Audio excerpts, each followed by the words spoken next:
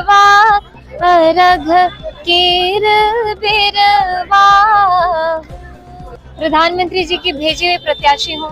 अलीनगर का बिल्कुल एक तरीके से आदर्श नगर के रूप में उसको बदलना है।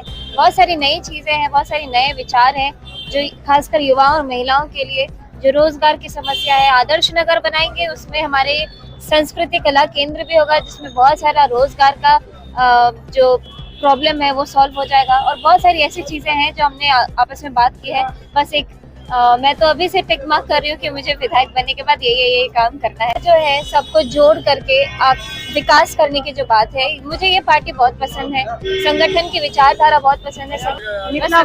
सपोर्ट कर रहा है बहुत बहुत बहुत बहुत देखिए सब कुछ अपने लोग सब सब में